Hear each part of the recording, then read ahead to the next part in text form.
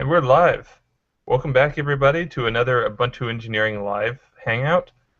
We haven't done one of these in a while because a lot of us have been off on the winter holidays, and the one that was scheduled from 2 weeks ago was right after some of us got back, so we didn't really have much to update on. So this is our first since about mid-December. Welcome back. We're glad to hear you all back. Welcome, Alan. For those who are watching for the first time, we do these every 2 weeks where we get members of the different Ubuntu engineering teams on to give us an update on the things that they've been working on. We also take questions from those of you who are watching. You need to be on ubuntuonair.com. There you will see the video that you're currently watching, as well as an embedded IRC client where you can ask us your questions. That takes you to the #ubuntu-on-air channel on Freenode IRC. We watch that during the broadcast. So if you have a question for us, just ask it in there. Start it with the word question in all capital letters, and that way it turns bright yellow for me and I don't miss it. We'll come back through and we'll answer them in the order that we get them in. All right, so with me today, I've got Mr. Alan Pope, who's on the community team and working with Core Apps. I've got George, who's on the CDO side and works on Juju and cloud stuff.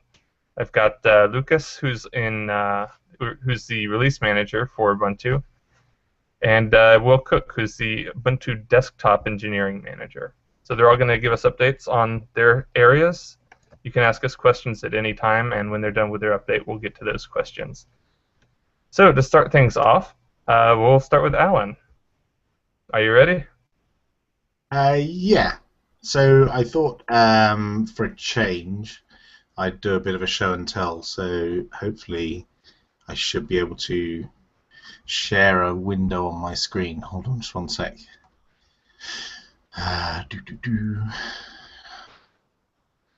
Hopefully you can see this. Yep, we can see it. No, I've broken it. Hang on.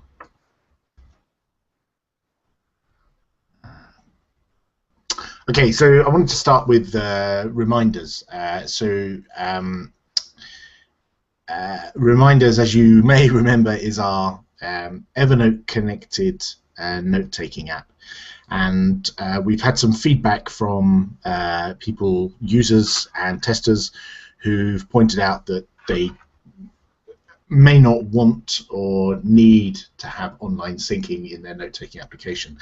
So the developers of the Reminders app have created an offline mode. So by default, when you first run Reminders on the device, it will ask you, do you want to set up an Evernote connection? So if you've already got an Evernote account, you can connect to Evernote and synchronize your notes, and everything's peachy. But if you don't want to do that, then you could just use offline notes. So in this screenshot, I've just said this is the dialog you get when you first sign into Reminders, and then if you choose no, then you've got a blank page in which you can create notes, notebooks, reminders, and you can tag them to make it easy for you to find them on your device later. And it's easy enough to add notes. You just pull up from the bottom edge where it says add note, and you get a UI where you can type in the note name at the top and then put the actual note content in the middle, including attachments, tags, pictures, all the kinds of stuff, rich text editing that you would want in a note-taking app. So yeah, you can make a shopping list or whatever kind of notes you need, and then when you go back to the main screen, you see a list of your notes sorted by most recent at the top. Yeah, that's pretty awesome. If later on you want to synchronize your notes with Evernote, if you decide later, I'm placing a lot of dependence on these notes that I'm carrying around in my pocket and I'd like to have them synchronized somewhere else, then you can hit the little people button in the top right hand corner and then add an account and synchronize your notes to Evernote. So that was the first thing. It's not landed yet in the store. We're still testing it because it's quite a fundamental change to the app. Because the app was originally built with Evernote in mind, and this offline mode is very different. So we're doing a lot of testing, and once that's all approved, we'll land that in the store. The next app I wanted to mention was the DocViewer. We've been working on the DocViewer to improve the performance of PDF rendering and doing lots of tests with different sizes of PDFs, different complexity of PDFs. The main developer is at university and actually uses the PDF view, the DocViewer, to read some of his university manuals and books and things. So that's the kind of level of complexity that you probably at the far end that you would expect to be able to view with a DocViewer. I think most people's use cases for DocViewer would be to view a PDF file that contains their boarding card or something, or a ticket, or a check-in details for a hotel or something like that. But we do test, both extremes. This is a magazine which is quite a chunky PDF and has lots of complexity, and so there's been a lot of work to improve the performance of that. We've also got the calculator redesign ongoing, which is almost done.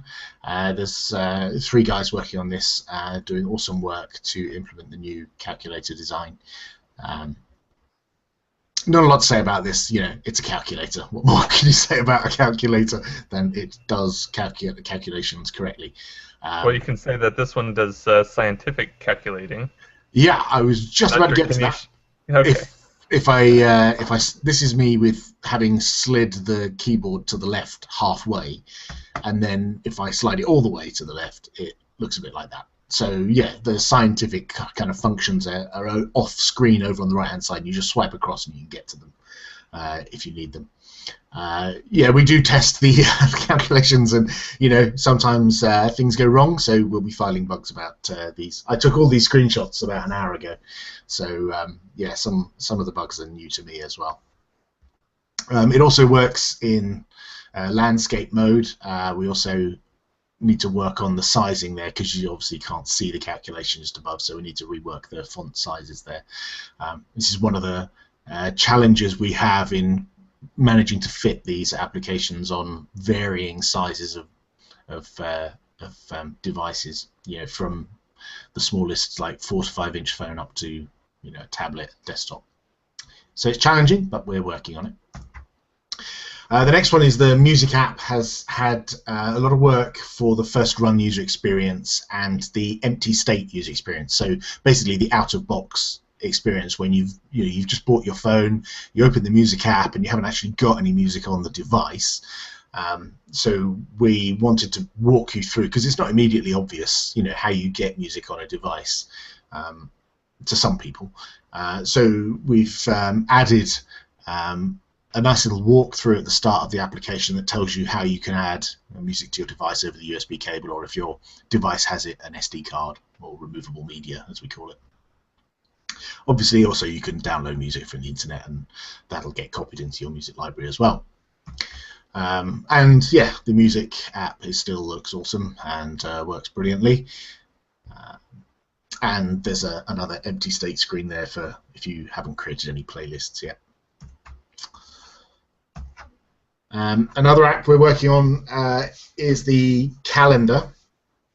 So the calendar had a lot of design feedback a few months ago, and the guys have been working hard on that, and that's all finally landed. So it looks a lot cleaner and less cluttered. There was a lot of use of the Ubuntu shape on each of the days in this screen, and we've cleaned that up a lot. This is my calendar, so it's got events every single day, so that's what the little dots represent. There's different colored dots for different calendars, so if you've got multiple calendars, you can see which calendar those dots come from. So this is today, what my calendar looks like right now. And again, you would have different colors if you've got multiple calendars, or if you share a calendar with someone else, then they'll show up in a different color if you want, and you can configure that yourself. The day view we've made a lot cleaner. It's easier to see the text, and it all stands out a lot better, especially on a very small screen.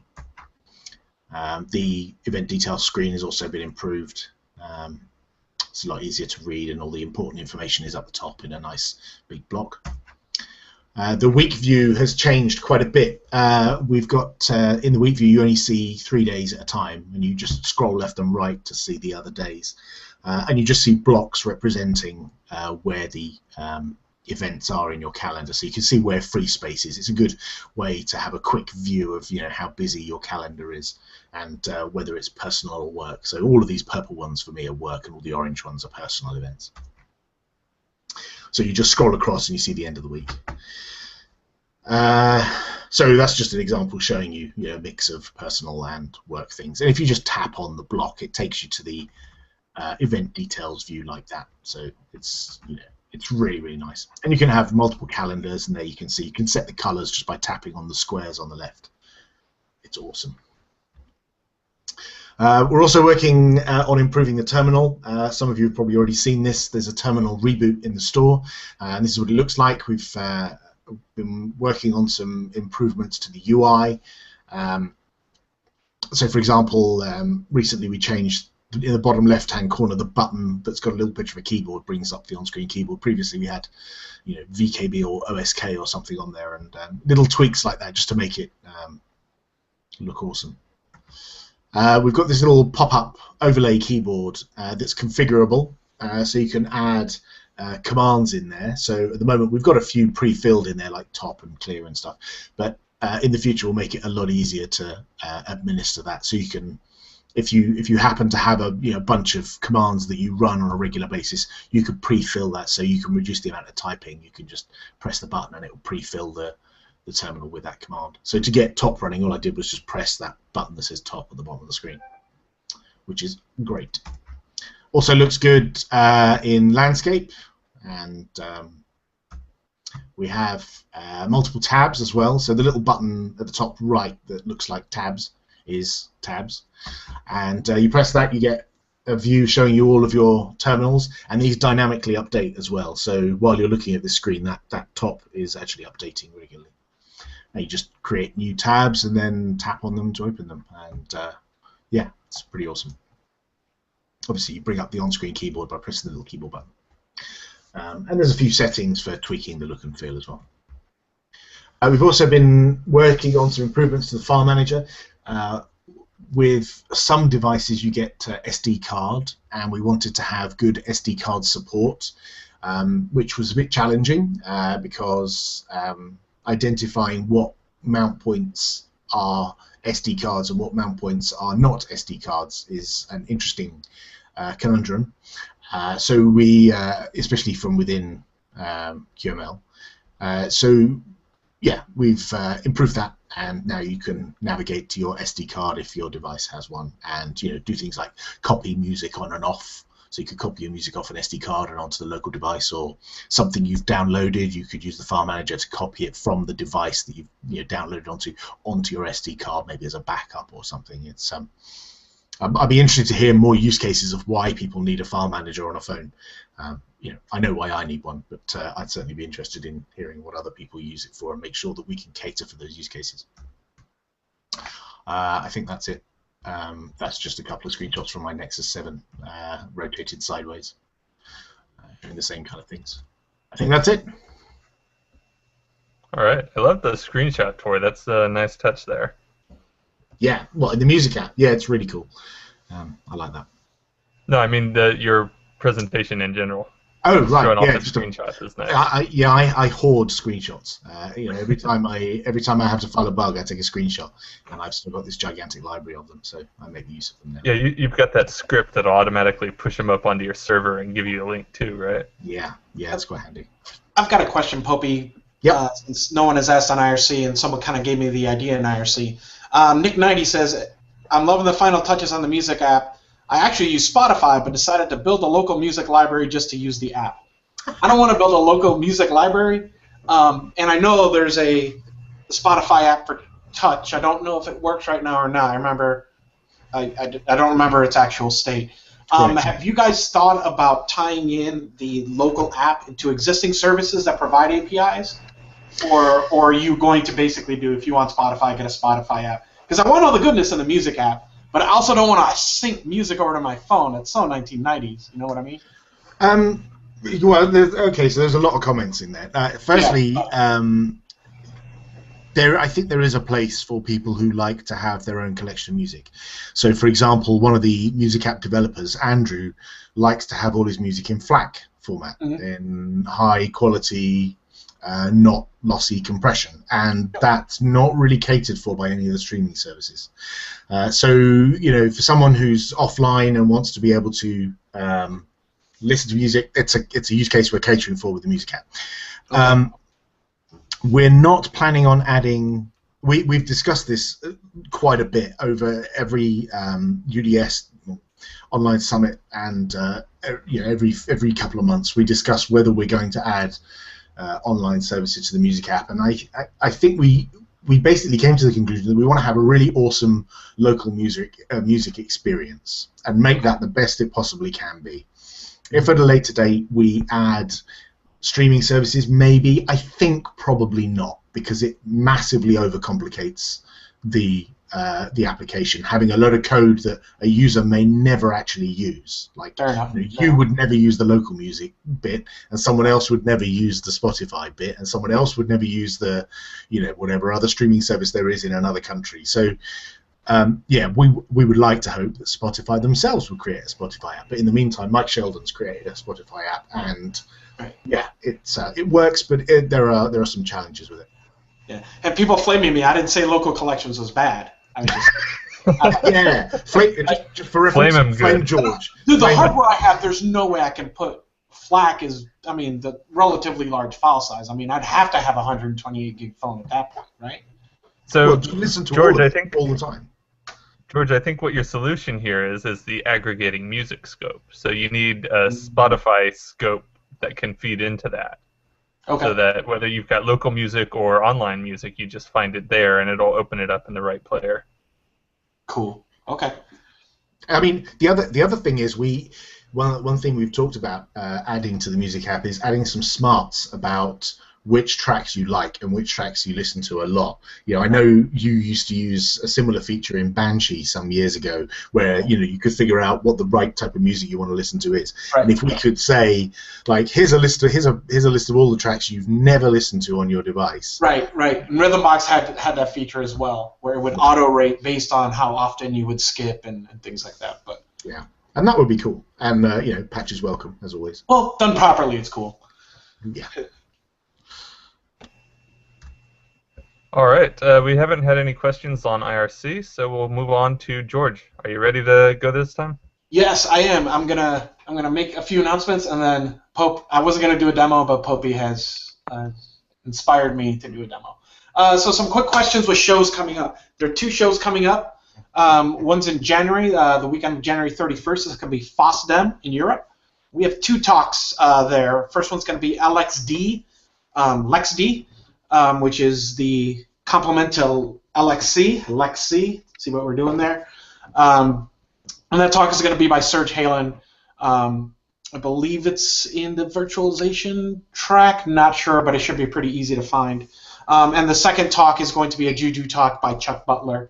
And we're also participating in the configuration management camp, which is the Monday and Tuesday, I think, right after FOSDEM. So we'll be participating there along with, on the Juju front, along with people from Puppet, Chef, SaltStack, and so on.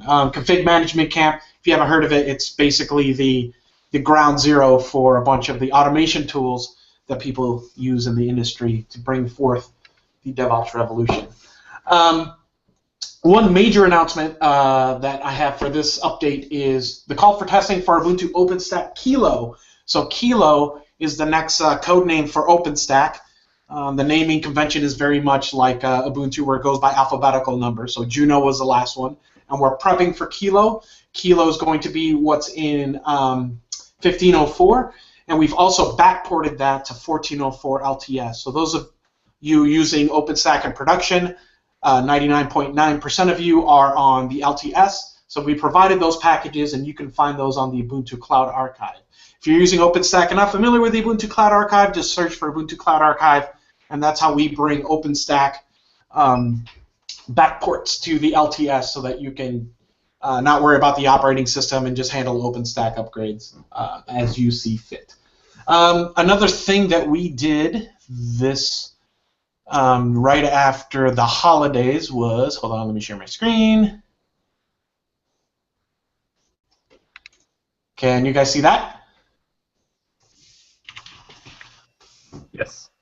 Okay, good. So the Juju Solutions, or the Juju GUI team launched a new version of the website. So for Juju, so there's a whole bunch of nice bits, but the things most of you guys will care about are the solutions pages that we've been working on. So first, now we finally have a view that kind of shows you an overview of all the charms that people are using, and these are ranked by the number of deployments. These are real, actual deploys, so this is a real figure. It doesn't include the automated testing that we do where we set up things and tear them down automatically all night. So these numbers are real, they're not artificially inflated, but it kind of gives you an idea of what people are deploying out in the real world. So if you want to look and see where things like Nagios relate to other things or whatnot, we kind of give you a default view here. For most of you, you want to click on a View Solutions page. Now we only have one of these for big data, which is we kind of went out and figured out what are people having problems deploying at scale, and overwhelmingly a lot of people told us big data. Big data and OpenStack are the two things that people are always asking us that they need help with in data centers. So we've actually put together, along with Chuck and Amir Sajar, one of our data scientists at Canonicals, we put together a set of bundles here that are kind of really meant to kind of solve specific solutions.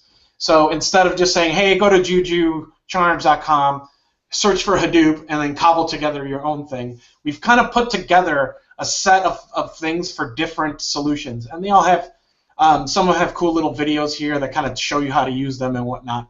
So depending on what solution you want to do, let's say you wanted to do real-time analytics with Storm, if you're a data guy, we kind of give you a set of bundles that you can take and give you a slick little CLI shortcut there that you can paste in your terminal, and it'll go ahead and deploy these things. All these pages that you see here are new, as far as you're now able to view the code directly for each charm, see the revisions, you can share them on social networks. We've went ahead and bolstered a lot of the readmes to make them a lot easier to use. As you can see, each bundle now tells you how many machines it uses, which is important in your cloud, right? If you're in a public cloud, there might be a cost associated with that. If you're in a private cloud, there might be a ability for you to get resources, right? It depends whether you have those rights in that cloud, depending on how your cloud is set up at your work or whatever. So we kind of tell you how many units of machines and things like that are available. So there's that. And those of you that have not yet seen the machine view, which I've demoed a bunch of times, but it is the new year. We now have a machine view for those of you that are kind of used to a more traditional view of the world that is more machine-centric as opposed to service-centric. So you can actually auto-place, manually place charms on certain machines, or in certain containers and things like that. So just wanted to kind of hit that up. I've shown that in detail in the past. Yeah, but generally speaking, up here we have all of our bundles and charms kind of put together in an easy-to-use manner. And then my favorite feature is we finally have really slick hackable URLs.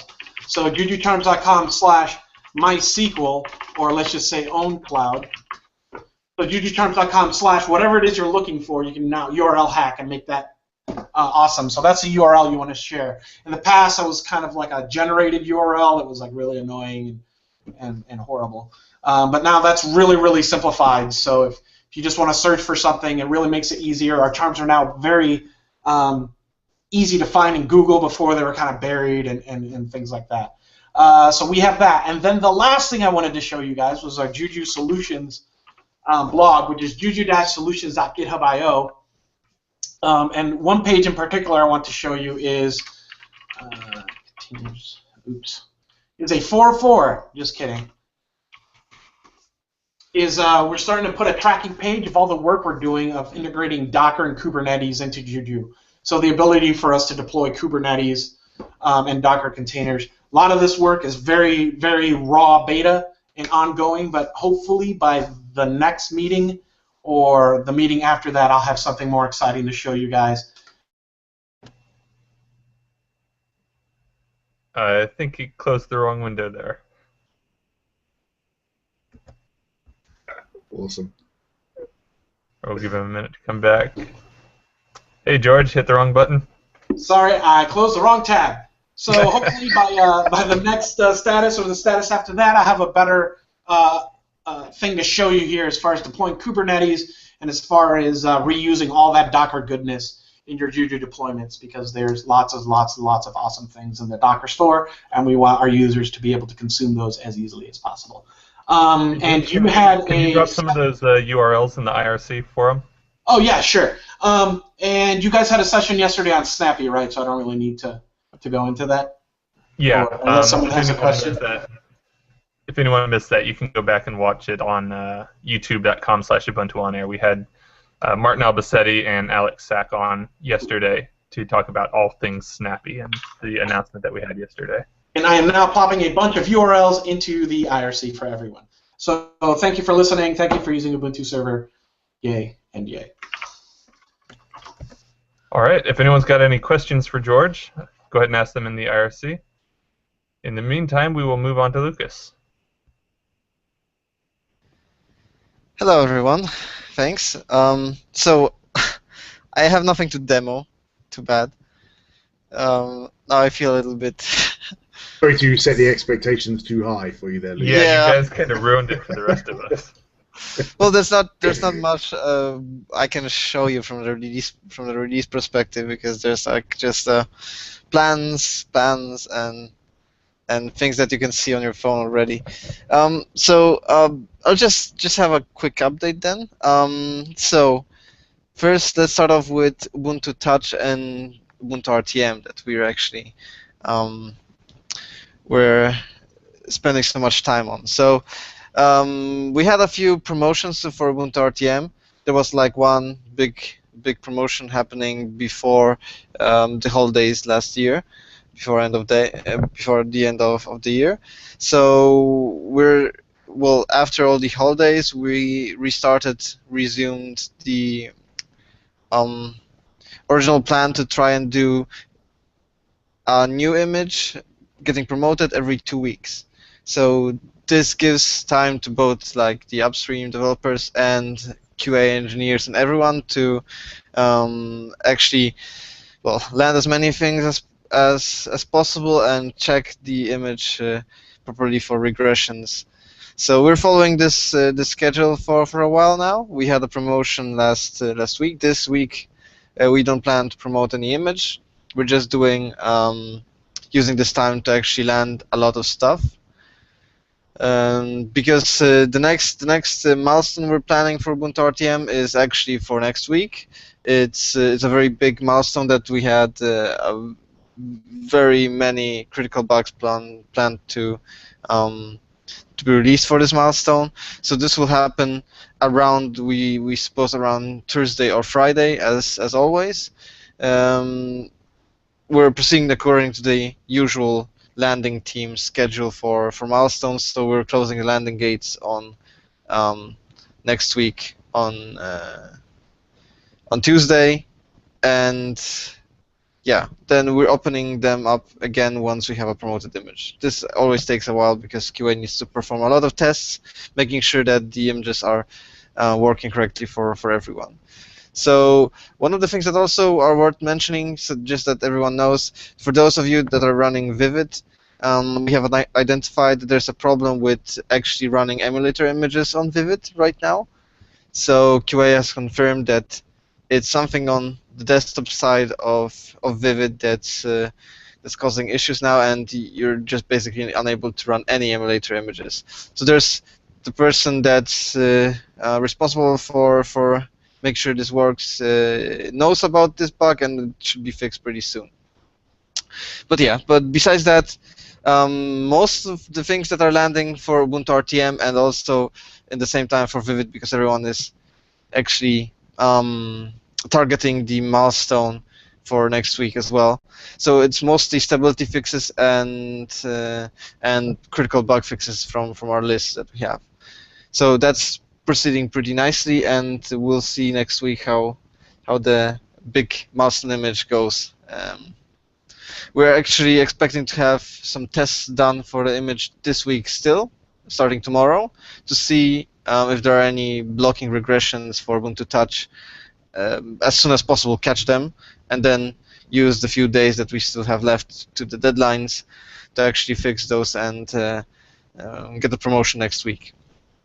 So besides that, we're also doing work on Qt 5.4 on Vivid. We're trying to get that one working for Vivid as much as we can.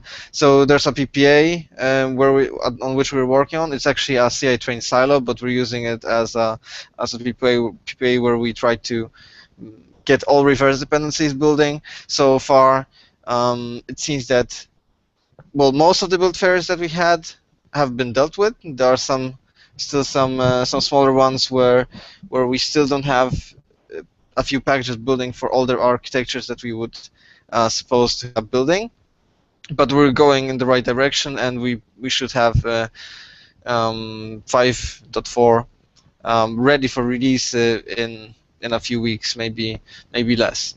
This is important in a way also, because one of the potential ideas for Ubuntu Touch is that we're considering to switch to Vivid for the next Ubuntu RTM, so to say, Ubuntu RTM distribution series that we should use. Because right now, Ubuntu RTM is running, it's called 1409, and it's something. It's not utopic. It's something that was branched off before utopic. So we would really like to have it updated to Vivid. So this would basically mean that 5.4 would be also present on our touch devices once we release it. So we need to make sure that everything is working fine on both desktop and on touch as well. So from other news, there was also an announcement made. So probably most of you know, there was a mini sprint for Upstart to systemd migration that was happening last week. So I don't have too much knowledge about this one because I had to skip that sprint for some different reasons related to Ubuntu Touch. But in overall, it seems that things are proceeding pretty nicely. Many services got migrated. I had a talk with Pity, and it seems that things are going in the right direction.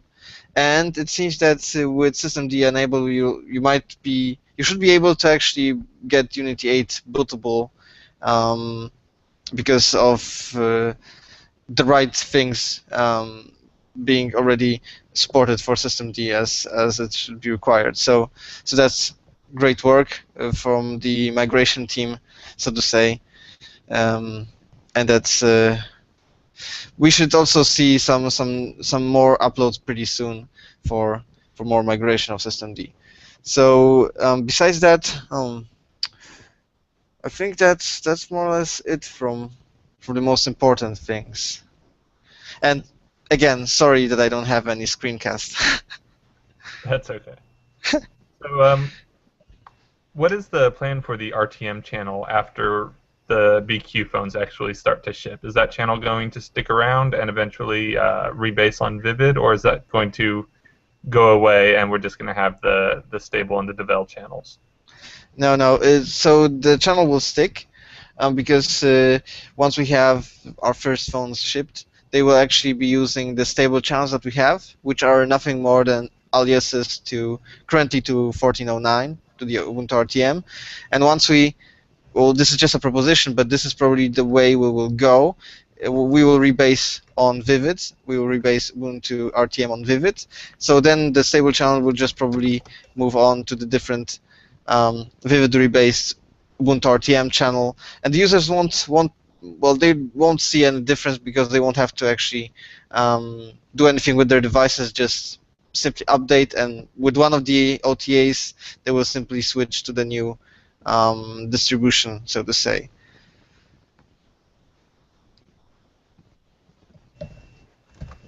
All right. If anyone has any questions, go ahead and get them in now. We did miss one earlier from Andrew Hazen. He asked, can we manage your Ubuntu phone via landscape yet? And I'm not sure if anyone here has an answer to that. I don't think so, because landscape is not installed on the phone by default, and it's a couple of Debian packages which you won't have installed. And even if you can, the regular landscape client will sit there and run in the background. So it would keep your phone from dropping into a deep sleep mode and kill your battery life. So if we were going to have something to manage it, it would have to be different from the default client, I think. Right. Now would be a good time, since I forgot to mention it, that Landscape is free for up to 10 personal licenses. So if you just Google for how do I use Landscape for personal use, you can set up your own server at home and manage up to 10 physical machines and 10 containers/VMs, all for free, without having to log in to like a canonical run service or anything like that. You can run your own server. So if you got a home server and got a bunch of Ubuntu clients, it is sweet. That's all I had to say. It's my little commercial for the day. Cool. All right. We will move on then to Will Cook to get an update on the desktop. Okay. All right, so what we've been doing since Christmas then, GTK 3.14 has landed in 1504. So that's good news. We're up to date with the latest GTK, and hand in hand with that, we finished porting over all of the theming work that goes into the new version of GTK, so that Unity GTK apps look the same as they do at the moment. So that's all done. There's been some work going on in Mir to give us relative positionings within Windows, and this allows us to position menus and pop-ups and all that kind of thing that you would normally do, toolbars, for example, that you would normally do in a GTK app that we couldn't position before. When we tried working around that, it didn't work very successfully. But now new Mir features are landing, so GTK support in Mir can move on a bit and get a bit more impressive. So that should start landing into the desktop next image in fairly short order, and that will mean that GTK apps will have menus, toolbars, popovers, all the normal stuff. So it will be a lot more usable than it is. Xmir has had a lot of work done. If you follow most canonical people on Google+, you'll have seen some videos that we've been putting out of the sorts of fun, hacky things you can do with Xmir now. So you can run LibreOffice on your phone, you can run LibreOffice on your desktop from your phone. You can, it's quite good fun. There's no well-defined use case for any of this at the moment, but it is good fun. And since everybody else is doing screen shares, I'll give you a quick demo of that in a moment. Key application updates. So Firefox is, I think actually Firefox is in pending at the moment, but that will be coming through soon. There's a new version of Chromium coming out next week. There have probably been 2 versions of Chromium since last time we spoke. LibreOffice is bang up to date. All of the sort of workhorse applications that run on the desktop are all bang up to date for 1504. Next thing on my list is some new Unity 7 fixes. There's going to be an SRU going into Trusty, so all the Trusty users will get this as well. Let me just paste this link into. Ooh. I'm trying to paste the link into IRC, but it's Googleized it. So if someone can unpick that for me, that would be great. So some highlights from that new merge going in is high DPI support in the lock screen, the media keys on the keyboard like play, pause, that kind of thing. But we had a few problems with those. They're all fixed. Font scaling now works properly within Unity. there was a bug in the fade to black. When you lock your screen on it and it fades out to black, there was a bug there that if you had a high DPI screen, not all of your screen was covered by the fade to black. That's now fixed as well. And a popular feature for a lot of people is that locally integrated menus on windows that are not in focus will still be visible. So you'll be able to click on menu items for windows that are in the background without having to focus that window first. So that will be a nice feature for a lot of people. And yeah, like I said, that's all getting SRU'd back into Trusty. So in the next couple of weeks or so, we should see all of these features land, and they'll be ready for 15.04 to be tested. That's pretty much everything. So if anyone's got any questions, pop them through. Oh, I've just seen one pop up now from Nick. Yeah, we've got a few questions in there for you, actually. Okay, let's go through questions then, and then I'll finish with a demo. Okay, so Andrew Hazen started us off with a question. Will always on top windows and workspaces be implemented in Unity 8? So Unity 8 on the desktop will have all the features and look very much like Unity 7. So in its final form, the Unity 8 desktop will have all of the features that are currently in Unity 7, like always on top. So yes, that will be there. It might not be there in 15.04, but it will be there. It will be coming, and eventually Unity 8 will be, as feature-rich, if not more so than Unity 7. There's some interesting new features coming in Unity 8 that aren't in Unity 7, and we can talk about those in due course. But yeah, the rule of thumb is if it works in Unity 7, it will work in Unity 8.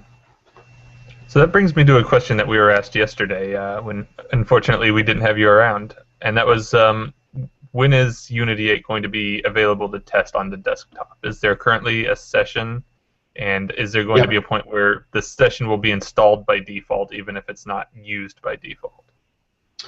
Yes, there is an option if you install. I think it's Unity 8 Session Mir. I think it is. I can't remember off the top of my head. But yeah, install that. It will put in all the bits and bobs. You might need to reboot, and then it will appear in Light DM, and you can choose it as your session. There is a page on. It's either on the wiki or it's on Ask Ubuntu that details how to do this. I found it a couple of days ago from Googling, so it does exist out there and it does work. So yeah, it's there today. Will it be installed by default? Hard to say. We've done away with some of the space limitations because we've gone from a CD image to a DVD image. So yeah, space is a bit more available now. But will it be there by default? It's hard to say because we've got the desktop next image, which is kind of the development focus for all of this stuff. I don't know. No plans to do so at the moment, but who knows? Maybe 15.10 will have it there by default. Okay. All right. Next question from Andrew: do any of you use Unity 8 only on the desktop? If not, which applications and/or toolkits do you need before you can make the jump? I don't know of anybody that uses it exclusively on the desktop. It's not quite there yet. Which applications and/or toolkits do we need? Well, the big ones are X11, which is handled through Xmir, or Xorg, which is handled through Xmir, GTK, and Qt. GTK, as we talked about earlier, is coming on. It's making good progress, but it's not quite there yet. So things like toolbars and menus, which are rather important, don't work perfectly. So until they do, then it won't be sort of pushed on to anybody. Qt is coming along nicely as well. We've got a few features that we need in Mir. Excuse me. We need a few features to be added to Mir before we can really start doing full-on desktop mode, and we are having a meeting to talk about that in a couple of weeks. So I would expect by 15.10 that Mir will have all of the features that we need to really make it a full desktop, and then yeah, we should start using it. That said, Xmir is good enough now that you can run GTK apps and Qt apps and Xorg apps very well, very stably. So that is one route through, but we've got a few input issues in Xmir at the moment which still need fixing in Mir. So it's not there yet. We should have it there fairly soon. All right. Nick's question is: have the features demoed before, like running GTK apps, LibreOffice, and Chromium on Mirror, have they landed officially? If not, is there a test PPA where you can use those with testing? They haven't landed officially. It's all PPA work. We have had a discussion on the Ubuntu desktop channel the other day about when we would make this official, if you like, and put it into the archive. And we all decided that it wasn't ready for the archive, so PPAs are where it will stay for the time being. I'm hesitant to suggest that people go and install this PPA because it's a PPA and it could break at any minute and it could take your desktop with it. So is it 1404 or 1410 based PPA? Like, I'm debating how much I want to bring. What it's building on. I'll have to check. It should be 1404, but I don't know. I'll check what it's being built against. But in the meantime, if somebody really wants to try it out, come by the Ubuntu desktop channel, speak to me or Martin Lankhorst, and we can point you at the PPA, and we can give you some handy hints to get you up and running. But it's not really ready for public consumption yet. If you want to try it out, let me know, but it will probably break your computer. How about the Unity Next ISO? Is that using just what's in the archives, or is it pulling in the new stuff from the PPA? Unity Next doesn't have XMIR in it at the moment because it's just archive stuff. There's no PPAs going into that image. We're of the opinion that PPAs should be where we put the hacky code, not where we put stuff that we're building ISO images out of. So it won't be in the Desktop Next image until it's in the archive. Okay. And speaking of these demos that you've given, is there anywhere that somebody can go to find all of them? Other than just looking at your Google Plus account? Yeah, that's probably the easiest thing to do is go to my Google Plus account, which I will find and post a link to shortly. We need to get you set up with a blog or something on unity.ubuntu.com so we can start putting everything there. Yeah. Well, we can talk about that later, but yeah, that sounds good. George, do you have a question? Are you raising your hand? I have one question for Will, and I know he's hesitant to commit to something. But let's say all I use is a browser and a terminal. I have Intel graphics. And I've seen the videos of people actually doing like window management now. Like, when can I get like a minimal viable desktop, right? Browser, terminal, I don't care about having any of my fancy desktop apps. Let's pretend I do everything in the browser. Like, how close are we to someone like me basically being able to like scrape by, right? Like, you know, if I'm gonna go all in, I want to go all in. Like give me like a April-ish or. Yeah, you can do it now. If all you want to do is use a browser and a terminal, you could do that right now on the Desktop Next image. The Ubuntu browser is full-featured. It's fast. It works nicely with in desktop mode, and the terminal obviously works in desktop mode as well. So yeah, you can do that right now.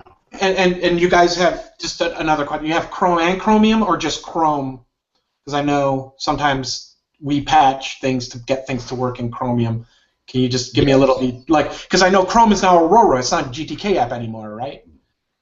Yeah, and it's closed source as well, so we don't have any support in there at the moment for Mir. Whereas Chromium, which is open source, we do have some limited support for Mir. But Chad, our Chromium maintainer, is working on Mir support right now, so we should see Chromium running on Mir in the next month or so. Okay, so in the next month I should be able to do it. If I don't want to use the Ubuntu browser, right? If I use the Ubuntu browser. Yeah, the next month you should be able to use Chromium. 1 month it won't be that bad. Okay. Yeah. All right. Thank you. Will, do you know if there's any work or anybody investigating what it would take to get Firefox running natively on Mir? So we've talked to a few people. I think that the structure, the way that Firefox is structured, means that it's not as easy to port it between display servers. There's some sort of hard-coded X stuff in there. So we'd need the Firefox guys to abstract away their display server requirements, and then we could just write a Mir backend to support it, which is how it's done in Chromium.